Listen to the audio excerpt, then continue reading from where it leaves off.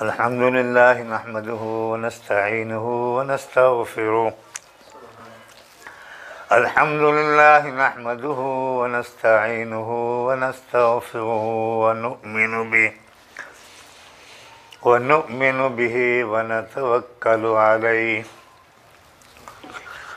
ونعوذ بالله من شرور أنفسنا ومن سيئات أعمالنا. من يهده الله فلا مضل له ومن يضلله فلا هادي له. ونشهد أن لا إله إلا الله وحده لا شريك له. ونشهد أن سيدنا وسندنا ومولانا محمدا عبده ورسوله. صلى الله تعالى على خير خلقه محمد وآله وأصحابه وأزواجه وبناته وأهل بيته وأتباعه أجمعين. أما بعد فأعوذ بالله من الشيطان الرجيم. بسم الله الرحمن الرحيم. يا أيها الذين آمنوا اذكروا الله ذكرا كثيرا وسبحوه بكرة وأصيلا. وقال النبي صلى الله عليه وسلم إذا مررتم برياض الجنة فارتعوا. قيل وما رياض الجنة؟ قال حلق الذكر. صدق الله مولانا العظيم وصدق رسوله النبي الكريم ونحن على ذلك لمن الشاهدين والشاكرين والحمد لله رب العالمين. الہی گر تو مجھ پہ کرم کی نظر کرے، وہ بات دے زباں پر جو دل پر اثر کرے. نماز اچھی، روزہ اچھا، حج اچھا، زکوٰۃ اچھی، مگر میں باوجود اس کے مسلمان ہو نہیں سکتا. نہ جب تک کٹ مروں میں خواجہ یثرب کی عزت پر، خدا شاہد ہے میرا کامل ایمان ہو نہیں سکتا. نہ دنیا سے، نہ دولت سے، نہ گھر آباد کرنے سے تسلی دل کو ہوتی ہے، خدا کو یاد کرنے سے. قرآن مجید فرقان حمید کی آیات کریمہ اور حدیث پاک تلاوت کی ہے. دعا فرمائے حق تعالی سبحانہ مختصر ترین وقت میں ان کے متعلق صحیح اور حق بیان کرنے کی توفیق نصیب فرمائے. آپ کو سمجھنے سمجھانے کے بعد مجھے اور آپ دونوں کو اس پر عمل پیرا ہونے کی توفیق نصیب فرمائے. ایک دفعہ تہ دل سے اونچی آواز سے درود پڑھ. اللہم صلی علی محمد وعلی آل محمد کما صلیت علی ابراہیم وعلی آل ابراہیم انک حمید مجید. اللہم بارک علی محمد وعلی آل محمد كما باركت على إبراهيم وعلى آل إبراهيم إنك حميد مجيد. درود پاک کی بڑی شان اور بڑی فضیلت ہے.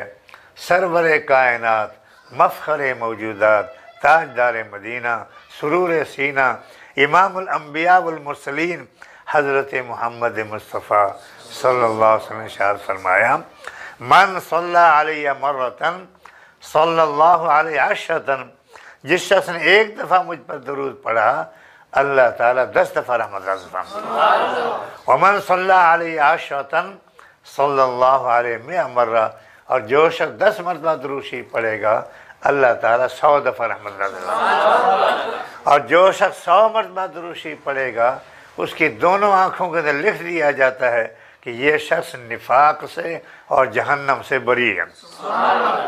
ایک اور عجیب حدیث ہے، فرمایا ان اول الناس بی یوم القیامت اکثرهم علی صلاۃ، قیامت کے دن سب سے زیادہ قریب میرے وہ شخص ہوگا جو مجھ پر زیادہ درود پڑھنے والا ہوگا۔ ہر مومن حضور صلی اللہ علیہ وسلم کا قرب چاہتا ہے، نسخہ تجویز فرما دیا کثرت سے درود پڑھو میرا قرب نصیب ہوگا۔ اور کثرت کی ادنا مقدار 3 تسبیحات ہیں، اس لیے قطب الارشاد مولانا رشید احمد گنگوہی رحمہ اللہ اپنے مریدین کو تلقین فرمایا کرتے تھے کہ کم از کم 3 تسبیحات درود شریف کی روزانہ ضرور ہونی چاہیے۔ ہم بھی اپنے مریدین کو تلقین کرتے ہیں کہ کم از کم 3 تسبیحات درود شریف کی روزانہ ضرور ہونی چاہیے۔ اللہ تعالیٰ عمل کی توفیق نصیب۔ اور کیوں نہ ہو آپ صلی اللہ علیہ وسلم کی شان ساری کائنات سے بڑھ کر ہے۔ آپ کو پتہ یہ ہے کہ ہر نبی کو اللہ کا قرب حاصل ہے، اور موسیٰ علیہ السلام تو اللہ کے کلیم تھے، ان کو اور زیادہ اللہ کا قرب حاصل ہے۔ وَلَمَّا جَاءَ مُوسَىٰ لِمِيقَاتِنَا، موسیٰ علیہ السلام کوہ طور پر حاضر ہوئے، فَلَمَّا كَلَّمَهُ رَبُّهُ، جب اللہ تعالیٰ سے ہم کلامی کا اعزاز ہوا تو ظاہر بات ہے کہ اللہ کے کلام میں وہ کشش تھی، جاذبیت تھی، پکار اٹھے رب آرنی انظر الیک، جیسے کہ یا اللہ ہم کلامی کا شرف بخشا ہے اپنا دیدار بھی کرا دیں۔ اللہ نے فرمایا لن ترانی، اے موسیٰ تو دیکھ بھی نہیں سکتا، ولیکن انظر الی الجبل، تو پہاڑ کی طرف نظر کر، فَإِنِ اسْتَقَرَّ مَكَانَهُ فَسَوْفَ تَرَانِي، اگر پہاڑ اپنی جگہ برقرار رہا تو شاید تو مجھے دیکھ سکے۔ فَلَمَّا تَجَلَّى رَبُّهُ لِلْجَبَلِ، اللہ تعالیٰ نے موسیٰ علیہ السلام پر تجلی نہیں ڈالی بلکہ کیا، فَلَمَّا تَجَلَّى رَبُّهُ لِلْجَبَلِ، اللہ تعالیٰ نے پہاڑ پر تجلی ڈالی، جَعَلَهُ دَكًّا وَخَرَّ مُوسَىٰ صَاعِقًا، تو پہاڑ ریزے ریزے ہو گیا اور موسیٰ علیہ السلام بے ہوش ہو کر گئے۔ یہاں تو فرما رہے ہیں کہ لن ترانی، دیکھ نہیں سکتا، اور وہاں دیدار کے لیے خود بلا رہے ہیں۔ اس لیے ہم کہتے ہیں ٹھیک ہے موسیٰ علیہ السلام کو بھی قرب حاصل ہے، لیکن جو آپ صلی اللہ علیہ وسلم کو قرب ہے وہ سب سے بڑھ کر ہے۔ قرب موسیٰ اور ہے، قرب محمد اور ہے، قرب موسیٰ اور ہے، قرب محمد اور ہے، طور سینہ اور ہے، عرش معلا اور ہے۔ گل کو کیا مشابہت، گل کو کیا مشابہت اس رخ لالا زار سے، اس کی بہار اور ہے، اس کی بہار اور ہے۔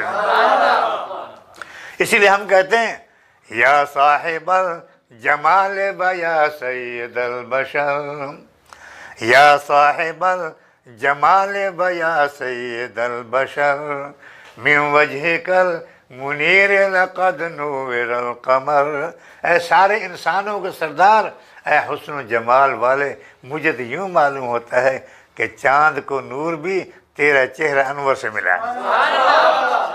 لا يمكن الثناء كما كان حقه، بعد از خدا بزرگ توئی قصہ مختصر، جیسے حق ہے آپ کی تعریف ہو ہی نہیں سکتی، بس یوں کہیں گے خدا سے کم اور ساری کائنات سے بڑھ کر۔ میں کہا کرتا ہوں اگر ایک پلے میں سارے ولی، سارے غوث، سارے اقطاب، سارے ابدال، سارے تابعین، سارے صحابہ، سارے نبی، سارے رسول، سارے جن، سارے ملائکہ 14 طبق کی شان ایک پلے میں ہو اور ایک پلے میرے آقا کی شان ہو، 14 طبق کی شان کم ہو جائے گی، میرے آقا کی شان بڑھ جائے گی۔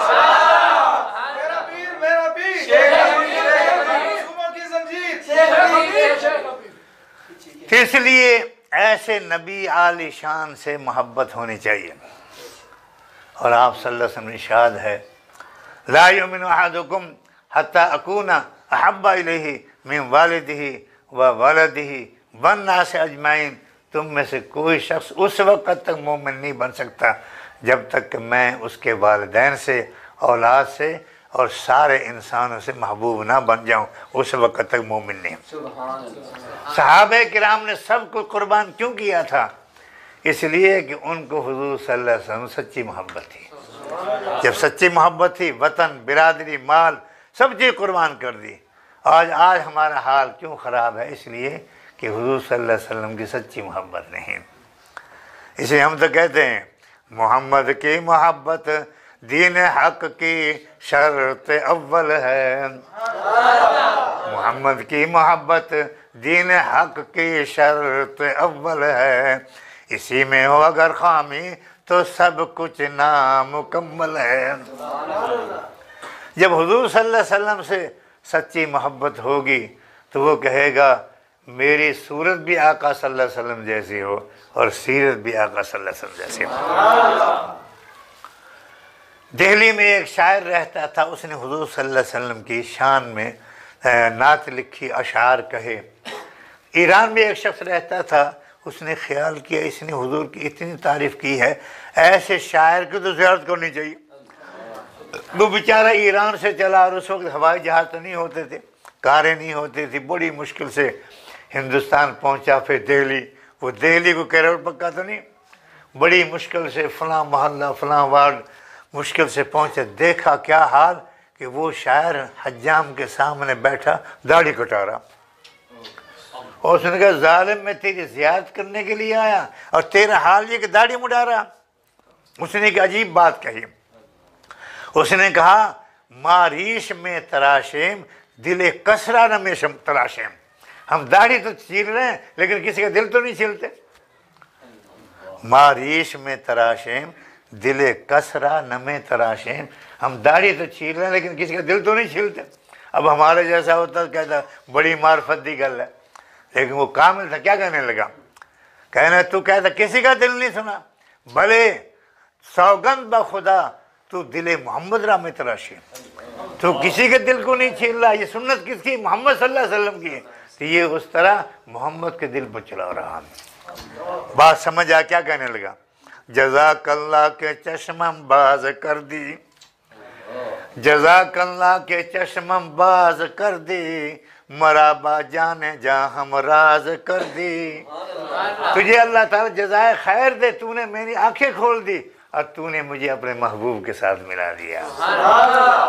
تو کہے مجھے حضور سے محبت، اور ہے حقیقت ساری کائنات میں سب سے زیادہ حسین کون ہے؟ حضور صلی اللہ علیہ وسلم۔ پھر میری صورت نہیں مل رہی، معلومات جھوٹا دعویٰ ہے۔ تو اگر ہماری تمہاری سچی محبت ہو جائے تو پھر ہماری صورت بھی آقا صلی اللہ علیہ وسلم جیسی اور سیرت بھی آقا صلی اللہ علیہ وسلم، بلکہ ہمیں تو یوں کہنا چاہیے کہ عمل تو نہیں، کیا کہہ سکتا ہے؟ کیا کہتا ہے؟ تیرے محبوب کی یا رب شباہت لے کے آیا ہوں، تیرے محبوب کی یا رب شباہت لے کے آیا ہوں، حقیقت اس کو تو کر دے میں صورت لے کے آیا ہوں۔ کہ یا اللہ میرے عمل تو اونچے نہیں لیکن تیرے محبوب کی شکل بنا کر آیا ہوں، تو یہ صورت ہے تو اس کو حقیقت بنا دے۔ کیا یہی عشق ہے، یہی پیار ہے، کیا یہی عشق ہے، یہی پیار ہے، شکل عاشق سے معشوق بیزار ہے۔ اس لیے ہماری صورتیں بھی آقا صلی اللہ علیہ وسلم جیسی ہونی چاہیے اور سیرت بھی آقا صلی اللہ علیہ وسلم جیسی ہونی چاہیے۔ اللہ تعالی ہمیں اس کی توفیق نصیب فرمائے۔ اور میں کہا کرتا ہوں محبت کا دعویٰ ہر کوئی کرتا ہے، پتہ کیسے چلے گا کہ محبت ہے کہ نہیں؟ اس کا معیار بھی آقا صلی اللہ علیہ وسلم خود فرما دیا، فرمایا من احب سنتی فقط احبنی، جو میری سنت سے محبت کرتا ہے مجھ سے محبت کرتا ہے۔ تو جو حبدار ہوگا تابعدار ہوگا، اور جو تابعدار ہوگا وہ حبدار ہوگا۔ عجیب الفاظ ہے، وقت نہیں ہے۔ من احب سنتی فقط احبنی، جو میری سنت سے محبت کرتا ہے مجھ سے محبت کرتا ہے۔ ومن احبنی کان معی فی الجنہ، اور جو مجھ سے محبت کرے گا جنت میں میرے ساتھ ہوگا۔ اگر ہم چاہتے ہیں کہ جنت میں حضور صلی اللہ علیہ وسلم کا ساتھ تو آپ کی زیادہ نصیب ہو جائے، تو اس کا ایک ہی طریقہ ہے کہ ہم حضور کی سنت پر چلیں۔ تو ذکر کی بات چل رہی، وقت نہیں ہے۔ اللہ اکبر۔ ایک حدیث پاک میں ہے لا یقعد قوم یذکرون اللہ، کوئی قوم بیٹھ کر اللہ کا ذکر نہیں کرتی الا حفتہم الملائکہ، مگر نوری فرشتے اس قوم کو گھیرے میں لے لیتے ہیں۔ وغاشیتہم الرحمہ، اور رحمت اللہ کی ڈھانپ لیتی ہے۔ نزلت علیہم السکینہ، اس قوم پر سکینہ نازل ہو جاتی ہے۔ وذکرہم اللہ فی من عندہ، اور اللہ تعالیٰ اس قوم کا تذکرہ خصوصی فرشتوں کے سامنے کرتے ہیں۔ ایک اور عجیب حدیث ہے، فرمایا خارج النبی صلی اللہ علیہ حلقۃ من اصحابہ، حضور صلی اللہ علیہ وسلم تشریف لائے، صحابہ کا حلقہ لگا ہوا، سبحان اللہ۔ رات دن آقا صلی اللہ علیہ وسلم کی زیارت کر کے اپنی آنکھوں کو ٹھنڈا کرتے، ایمان کو منور کرتے۔ تو آپ نے فرمایا ما اجلسکم، تمہیں کس چیز نے بٹھایا؟ جیسے آپ سے سوال ہو سکتا ہے کیوں کہ بیٹھے ہو؟ تو صحابہ نے عرض کی جلسنا نذکر اللہ، ہم اس لیے بیٹھے ہیں تاکہ اللہ کا ذکر کریں۔ وَنَحْمَدُهُ عَلَى مَا هَدَانَا لِلْإِسْلَامِ، اور ہم اللہ کی حمد اور شکر ادا کریں کہ اللہ نے اسلام کی دولت نصیب فرمایا۔ یہ نہیں فرمایا کہ دنیا ملی ہے، مربع ملے، بلکہ کیا ہے عَلَى مَا هَدَانَا لِلْإِسْلَامِ وَمَنَّ بِهِ عَلَيْنَا، اللہ کا بڑا احسان ہے کہ اللہ نے اسلام کی دولت نصیب فرمایا۔ آپ نے فرمایا اللہ ما اجلسکم الا ذالک، اللہ کی قسم کیا تمہیں صرف اللہ کے ذکر کے لیے بیٹھے ہو؟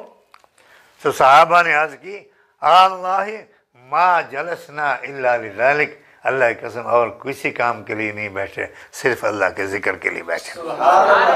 آپ نے فرمایا اما انی لم استحلفکم تہمتا لکم، میں نے تم سے قسم جو اٹھوائی کہ بدگمانی نہیں کہ مسجد میں اور کسی کام کے لیے آئے، لیکن بات کیا ہے ولیکن اتانی جبریل، میرے پاس ابھی جبریل امین تشریف لائے ہیں، وہ اخبارنی، اور مجھے خوشخبری سنائی ہے ان اللہ یباہی بکم الملائکہ، اللہ تعالیٰ فرشتوں کے سامنے تم پر فخر فرما رہے ہیں۔ میں محمد خوشخبری سنانے آیا ہوں کہ تمہارا اللہ کے ذکر کے لیے بیٹھنا اللہ کے ہاں قابل فخر ہے۔ اسی اور عجیب حدیث فرمایا اذا مررتم بریاض الجنت فرتعوا، جب جنت کے باغات کے پاس سے گزر ہو تو چر لیا کرو۔ صحابہ نے عرض کی وما ریاض الجنہ، جنت کے باغات دنیا میں کہاں سے آئے؟ فرمایا حلق الذکر، یہ ذکر کے حلقے یوں سمجھو جیسے دنیا میں جنت کے باغات ہیں۔ یہ معمولی بات نہیں ہے۔ آج ہمارے دل جو ہیں بزنگ آلود ہو چکے ہیں، اور حضور کا ارشاد ہے ان هذه القلوب تصدع كما يصدع الحديد اذا اصابه الماء، ان دلوں میں بھی زنگ لگ جاتا ہے، جس طرح لوہے کو زنگ لگتا ہے پانی لگنے سے، تو دلوں میں بھی زنگ لگ جاتا ہے۔ حضرت عثمان غنی رضی اللہ تعالیٰ حال کیا تھا، وطر کی ایک رکعت میں پورا قرآن پڑھ جاتے ہیں۔ اور ہمارا حال کیا ہے؟ ہمارا حال آپ کو معلوم ہے، ساری رات فیشن چلانا آسان، اور ٹی وی اور وی سی آر دیکھنا آسان، لیکن اللہ کے ذکر کے لیے وقت نہیں۔ وجہ کیا؟ دلوں میں زنگ لگ چکا۔ ایک نوجوان کو میں نے کہا بھی نماز تو پڑھا کر، کہنے لگا مولوی صاحب سچی بات ہے مجھے مسجد تھانہ نظر آتا، اور حقیقت کیوں؟ کلا بل ران علی قلوبہم ما کانوا یکسبون، گناہوں کی وجہ سے دل پر زنگ لگ گیا ہے، سارے کام آسان، لیکن اللہ کا ذکر کرنا، نماز پڑھنا مشکل، دلوں میں زنگ لگ گیا۔ منہ دیکھ لیا آئینہ میں، منہ دیکھ لیا آئینہ میں، پر داغ نہ دیکھا سینے میں۔ دیکھ لیا منہ صاف ہے، لیکن یہ خیال نہ کیا